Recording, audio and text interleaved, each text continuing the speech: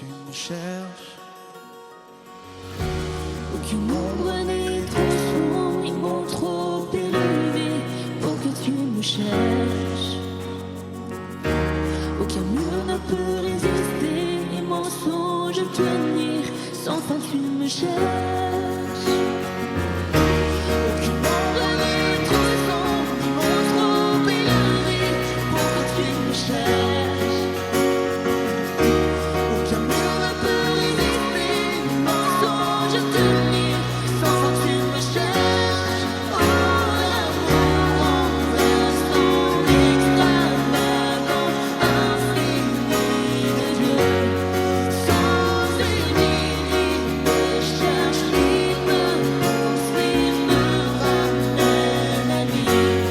Je suis en vie, et sans limite, mais pour moi tu t'es livré.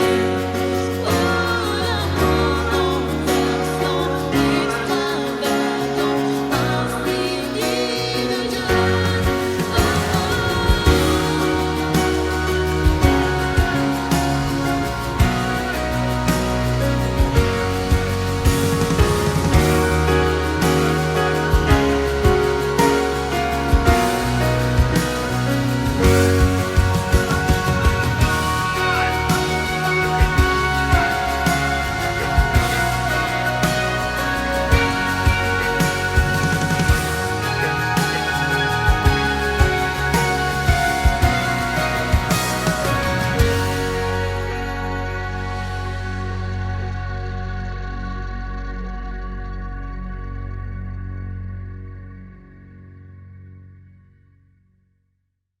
Oui, bonjour à toute la jeunesse, j'espère que vous allez bien. Nous sommes ensemble pour partager la parole de Dieu. Les fois dernières, nous avons vu ensemble les leçons que nous laisse Samson. Nous avons vu 2 parties. Aujourd'hui, c'est la 3e partie. La 3e partie des leçons que nous laisse Samson. Alors, sans plus attendre, on va lire ensemble les versets qui sont par rapport à la prédication d'aujourd'hui, donc qu'ils se trouvent dans le livre de Juges au chapitre 16, les versets 4 à 7.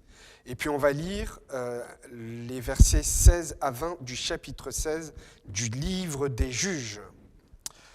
Voilà, je commence la lecture. Après cela, il aima une femme dans la vallée de Sorek. Elle se nommait Délila. Les princes des Philistins montèrent vers elle et lui dirent « Flatte-le pour savoir d'où lui vient sa grande force et comment nous pourrions nous rendre maîtres de lui. Nous le lirons pour le dompter et nous te donnerons chacun 1100 cycles d'argent. » Délila dit à Samson « Dis-moi, je te prie, d'où vient ta grande force et avec quoi il faudrait te lier pour te dompter ?»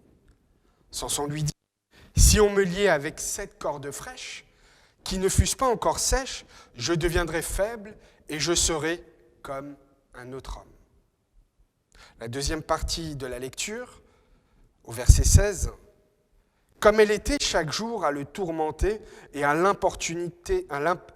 l'importuner par ses instances, son âme s'impatienta à la mort. Il lui ouvrit tout son cœur et lui dit « Le rasoir n'a point passé sur ma tête, parce que je suis consacré dès le ventre de ma mère à Dieu. Si j'étais rasé, ma force m'abandonnerait. Je deviendrais faible et je serais comme tout autre homme. » Délila, voyant qu'il lui avait ouvert tout son cœur, envoya appeler les Philistins, les princes des Philistins, et leur fit dire « Montez cette fois-ci, car il m'a ouvert tout son cœur. » Et les princes des Philistins montèrent vers elle et apportèrent l'argent dans leurs mains. Elle l'endormit sur ses genoux, et ayant appelé un homme, elle rasa les 7 tresses de la tête de Samson, et commença ainsi à le dompter. Il perdit sa force. Elle dit alors, « Les Philistins sont sur toi, Samson. » Et il se réveilla de son sommeil et dit, « Je m'en sortirai comme les autres fois, et je me dégagerai. » Il ne savait pas que l'Éternel s'était retiré de lui. Le récit que je viens de lire, qui se trouve dans la parole de Dieu, nous parle de 2 personnages en particulier, Samson et Délila. Pour le parcours de Samson, dans son parcours, il a vécu pas mal de choses, Et là, il rencontre une femme qui s'appelle Dalila, et il en tombe amoureux. Entre ces deux personnages s'en vient une relation particulière, sur laquelle on va réfléchir, sur laquelle on va se concentrer. J'aimerais rappeler tout d'abord que la Bible nous dit dans le livre de Timothée, dans le deuxième livre de Timothée au chapitre 3, verset 16, que toute écriture est inspirée de Dieu et utile pour convaincre, corriger, pour instruire dans la justice. Tout d'abord, dans le livre des Juges, dans le parcours de Samson, c'est la première fois que le nom d'une femme est donné, celui de Dalila. Pourquoi ce nom est-il donné ? Dalila, lorsqu'on entend ce nom, en général, il est souvent attribué à la séduction, à la tentatrice. Et lorsque l'on regarde la définition de ce prénom, l'origine de ce prénom va nous donner une indication. Le prénom de Dalila, qui vient de Dalal, a cette signification. Être bas dans la détresse. Pendre, languir, malheureux. Et j'aimerais vous attirer votre attention parce que ce récit-là a une importance capitale parce que le récit de Samson a une portée à la fois spirituelle de manière individuelle, mais aussi pour l'ensemble de l'Église. Aujourd'hui, nous vivons ce qui existait il y a plusieurs milliers d'années, mais aujourd'hui, c'est à la vue de tous que beaucoup de séduction se trouve dans le monde. Il y a Samson, un homme consacré, un homme qui, dès le ventre de sa mère, avait la vocation de servir Dieu jusqu'au bout. J'aimerais rappeler que Samson avait une force exceptionnelle, mais aussi une faiblesse importante. Il se dirigeait sans cesse à désobéir Dieu. Il mentait, il avait un soupçon d'orgueil assez important, il cherchait la dispute auprès des Philistins, et Samson se dirigeait toujours de plus en plus dans la désobéissance par rapport à Dieu. Souvent dans la parole de Dieu, lorsque Dieu intervient, lorsque Dieu veut faire sortir du peuple, il est fait mention dans la parole de Dieu ceci: sortez du milieu d'elle. Mon peuple, sortez du milieu d'elle. Et le livre d'Apocalypse, au chapitre 18, verset 4, va dire « afin que vous ne participiez point à ces péchés ». Aujourd'hui, nous vivons dans un monde où la séduction, où la tentation attire les générations de Samson. Aujourd'hui, Église, parents, vous savez, les jeunes, vos parents vous ont inculqué la foi chrétienne. Depuis petit, vous avez entendu qui est Christ, quel est le chemin de la vie éternelle. Mais parce que vous détournant de la voie de Dieu, vous vous laissez séduire par ce que le monde propose. Et en l'occurrence, dans ce récit de Samson avec Dalila qui est le symbole de la séduction. Aujourd'hui, quel mot peut-on mettre sur la séduction ? Vous, les jeunes qui êtes confrontés à beaucoup de choses, l'impureté sexuelle, la sexualité en dehors du mariage, mais aussi le fait de laisser Dieu de côté, de ne plus croire en Dieu, mais de laisser les mauvaises compagnies corrompre votre cœur et vos pensées. Mais aussi de croire qu'avec Dieu, quoi qu'il arrive, comme le dit Samson, je m'en sortirai encore une fois. Et pourtant, on voit bien dans la parole de Dieu que Samson a une limite, que le péché qui est consommé à force et à force, Dieu fait grâce, effectivement, mais à un moment donné, il est écrit dans la parole de Dieu que l'Éternel se retira. Et Samson ne le savait même pas au final. Combien de fois dans ta vie, tu vis tes occupations, tu as la connaissance de Dieu. Tu as l'impression que Dieu est toujours là, mais au final, ton cœur ne le sait pas, ton esprit, ta conscience ne le sait plus. Parce que le péché t'a aveuglé. Et d'ailleurs, le péché, si, comme je l'avais précisé la fois dernière, si c'était quelque chose qui était déplaisant, ça ne serait pas une séduction. Si le péché était horrible à voir, si le péché d'un premier abord ferait fuir les gens, le péché n'aurait pas autant d'influence dans notre société et dans le monde et dans le cercle dans lequel tu vis, dans l'environnement dans lequel tu vis. J'aimerais te donner cette définition, cette image. Tu connais peut-être ce conte de fées de Blanche-Neige et les 7 nains. Dans ce conte de fées, il y a une sorcière, une reine, qui se prend pour la femme la plus belle du monde. Il y a un miroir qui lui dit qu'elle est la plus belle du monde. Et lorsqu'arrive Blanche-Neige, ce n'est plus la plus belle du monde.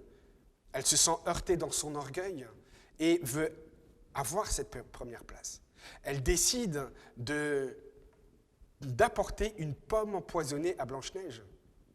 Et qu'est-ce qu'elle fait? Elle va la voir directement avec cette pomme qui, d'apparence, cette pomme est magnifique. On pourrait croire qu'elle est bonne, elle est sucrée.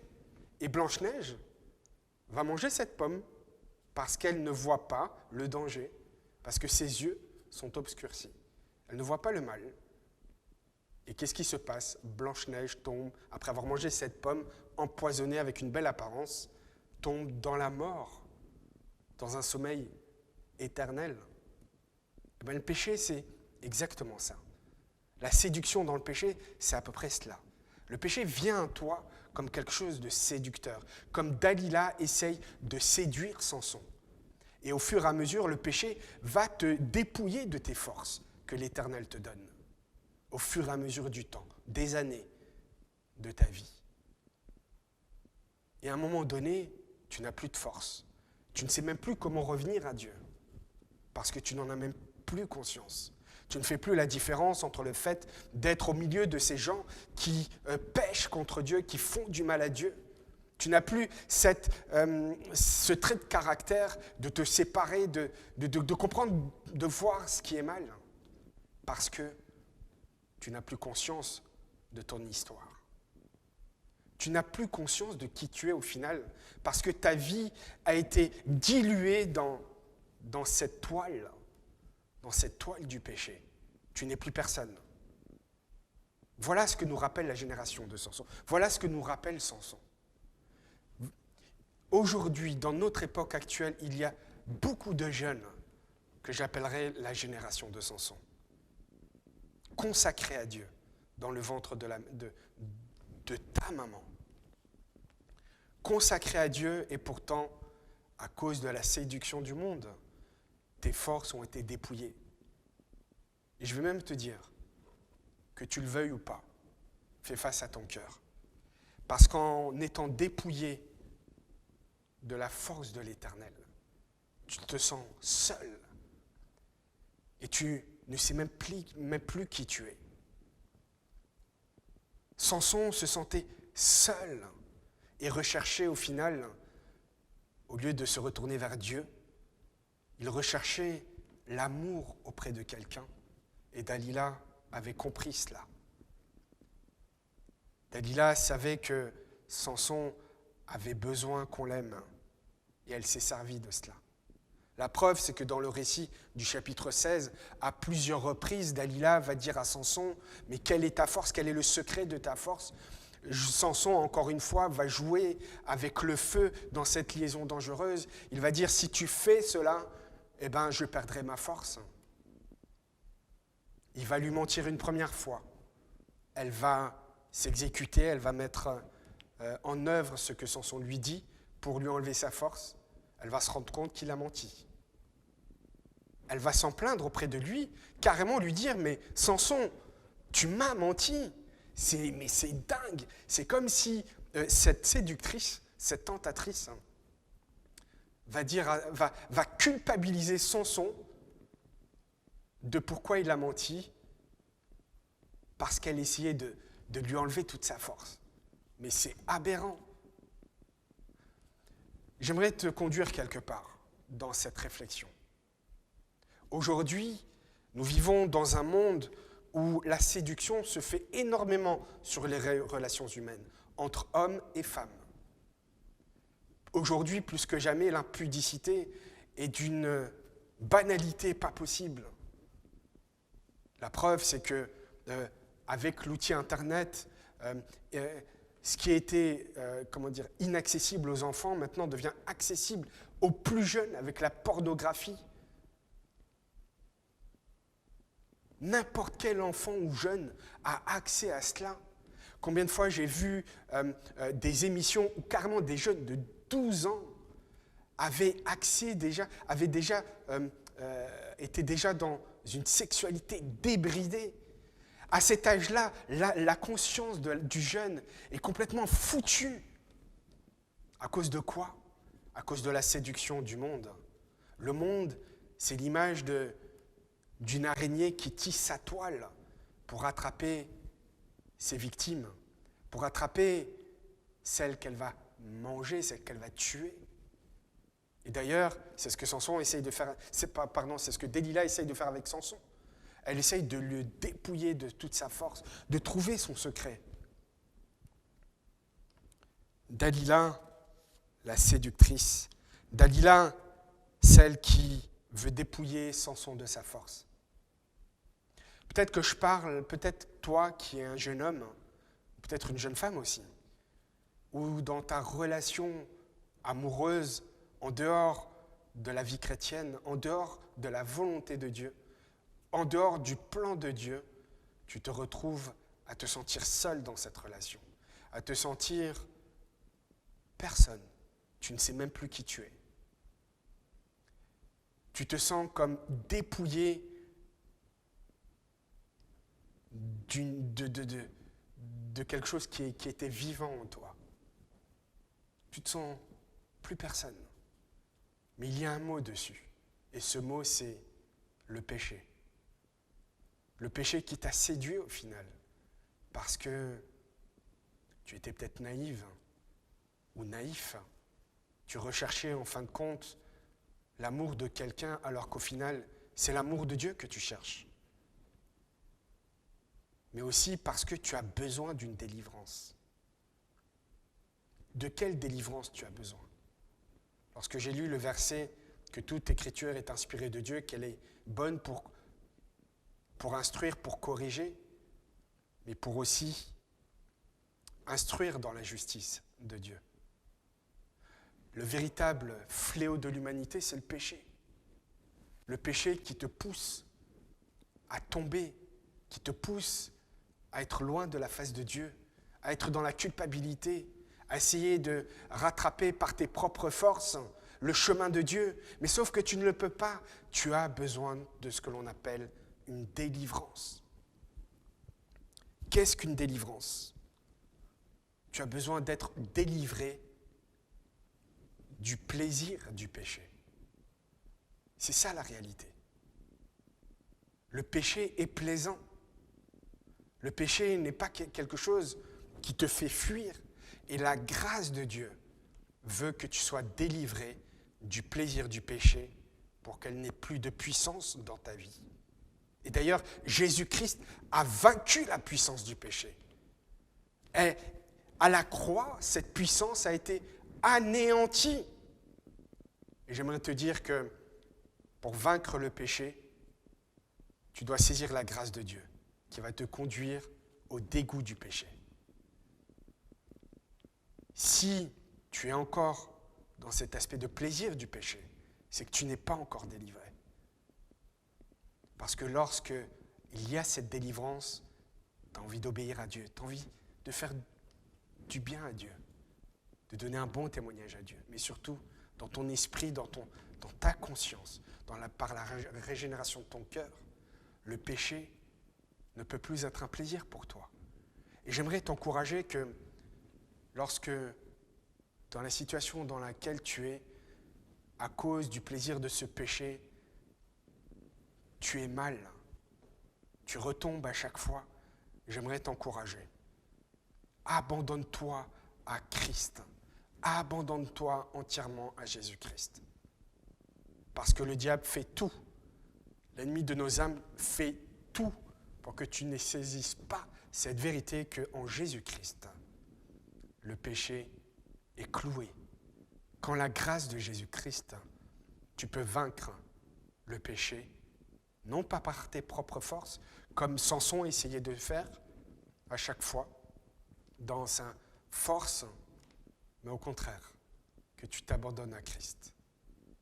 Parce qu'au final, quel est le meilleur moyen de montrer que Dieu t'aime ? Le meilleur moyen, c'est qu'il te donne des preuves de son amour. La première preuve qu'il nous a donnée, c'est qu'il s'est dépouillé de sa gloire, de sa gloire pour prendre la forme d'un serviteur, pour servir l'humanité, pour faire la volonté de Dieu, pour que grâce à son sacrifice, tu puisses recevoir le pardon du péché, pour que tu puisses recevoir l'expiation du péché, c'est-à-dire que Dieu t'enlève le péché. Mais j'aimerais aller plus loin encore avec toi, parce que le péché souvent est considéré comme un acte particulier. Effectivement, on peut décrire le péché de cette manière. Mais aussi, le péché, c'est quelque chose c'est une nature que tu as. Et tu dois être délivré de cette nature. Parce qu'en étant délivré de cette nature, les actes, au final, de péché ne seront plus ton moteur, ne seront plus les conséquences de ta vie. Mais au contraire, parce que Christ est celui qui vivifie ton esprit, celui qui purifie ta conscience des œuvres mortes qu'on appelle le péché, va te donner une conscience pure, une conscience qui va te conduire à obéir à Dieu, à ne pas te laisser séduire ou tenter par Delilah, que ce soit pour un homme ou pour une femme. Vous les jeunes, vous êtes souvent confrontés à sortir en discothèque. Aujourd'hui, grâce à Dieu, grâce au Covid, plutôt grâce à Dieu, je dirais, les discothèques sont fermées par le biais du Covid.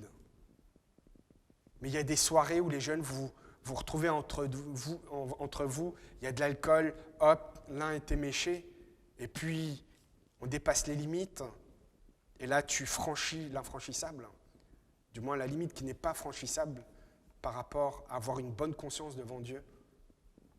J'aimerais t'encourager à ce que tu sois fier d'être chrétien, à ce que tu puisses véritablement partager ta position chrétienne, et aussi de vivre par l'expérience que Dieu te donne, l'amour véritable, le témoignage de la nouvelle vie en Christ, les témoignages des bontés de l'Éternel, de Dieu dans ta vie, pour que tu puisses les partager avec ceux qui ne connaissent pas encore Dieu. Et d'ailleurs, Samson va nous rappeler qu'à force de désobéir dans son parcours, il se retrouve sans force, sans onction. Il est captif de l'orgueil et tu as besoin de la délivrance de Dieu. Alors, comme Samson, ne perds plus de temps dans les détours, ne perds plus de temps parce que le péché, effectivement, il y a des conséquences qui te font prendre des détours. Évite cela, c'est ce qu'on appelle, le diable fait tout pour que tu perds du temps, parce qu'il sait que ses jours sont comptés, car Jésus-Christ revient bientôt. Alors saisis cette réalité. Je t'encourage. Et d'ailleurs, j'aimerais t'encourager aussi sur la profondeur de la grâce de Dieu. Vous savez que les anges plongent leur regard sur l'efficacité de la grâce de Dieu. Les anges, eux qui n'ont jamais péché, plongent les regards dans les merveilles de la croix. Parce qu'ils voient que l'homme qui est capable de choisir va toujours choisir le mauvais chemin, mais Dieu, dans son amour, va décider de les relever grâce à la victoire de la croix. Alors si les anges qui n'ont jamais péché plonge le regard dans ces merveilles-là, de ce que Dieu a fait, de ce que Jésus a fait. Alors à combien plus forte raison, Dieu veut que tu puisses saisir cette grâce qui te permet de délivrer du péché. Ne sois plus tenté par Dalila, que ton esprit reçoit la conviction de péché. Qu'aujourd'hui, dans la situation dans laquelle tu es tenté et séduit par la pornographie, par les musiques du monde qui sont complètement démoniaques, je le dis, oui, démoniaques. J'ai même entendu des chants, des raps tout court, qui parlent, qui appellent à ceux qui écoutent de devenir des démons carrément. Ces chants sont démoniaques. Ne te laisse plus influencer. Comprends que le monde d'aujourd'hui, le prince de l'air qui est Satan d'aujourd'hui, a tissé une toile dans cette génération pour que tu puisses être séduit et attrapé et que tu sois mort. Mais Christ est celui qui est la lumière qui t'attire à lui. Encore aujourd'hui, il t'attire à lui. Et j'aimerais te dire que la croix de Dieu qui te permet de te relever est une folie pour ceux qui périssent, pour ceux qui ne veulent pas croire en Jésus. Mais pour nous qui sommes sauvés, elle est la puissance de Dieu. Elle est la puissance de Dieu. Car l'amour de Christ nous fait ressortir, au fond, tous les mobiles de nos cœurs, toutes les motivations véritables de nos cœurs, pour que nous puissions sortir des ténèbres, pour que tu puisses sortir des ténèbres et enfin être à la lumière de Christ. Que tu sois séparé du monde, mais tout en vivant dans le monde. C'est ce qu'on appelle d'être séparé des ténèbres. Et en tant qu'enfant de Dieu, en tant que serviteur, j'aimerais te dire que les yeux d'un chrétien conduisent à voir les choses d'une autre manière. De voir que la réalité, c'est que c'est Satan qui influence le monde pour que le maximum de personnes périssent et soient loin de la face de Dieu. J'aimerais te dire que Jésus-Christ est le chemin, la vérité et la vie. Dieu te propose une guérison spirituelle et totale. Il veut mettre fin à la puissance du péché. Et j'aimerais te dire aussi que si, peut-être, tu as toujours grandi à l'église, tu as connaissance de la fidélité de Dieu. Tu as connaissance de la compassion de Dieu. Tu as conscience de la miséricorde de Dieu. Mais je vais te bousculer. Si elle ne te conduit pas à haïr le péché, c'est que tu ne connais pas véritablement ces attributs de Dieu. C'est ça la vérité. La vérité, c'est que la justice de Christ te guérit et tu as besoin d'une délivrance. Tu as besoin d'une délivrance. Seigneur, notre Dieu, ta parole est puissante et agissante et elle est vivante. Ce n'est pas par des simples discours, Seigneur, de persuasion, par la sagesse que tu interviens, mais c'est par ta parole toute puissante.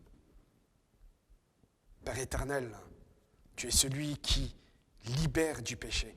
C'est pourquoi j'invoque ton nom, Seigneur, pour celui qui écoute ou celle qui écoute, qui est captive ou captive du péché, qu'elle puisse être délivrée de la puissance du péché. Oui, Seigneur, par la foi, nous sommes justifiés en toi. La justification de la foi est importante parce qu'elle nous amène l'espérance certaine.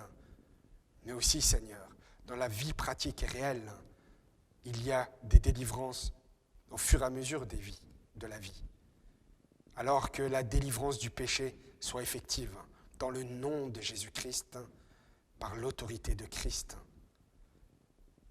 Alléluia, Seigneur. Amen.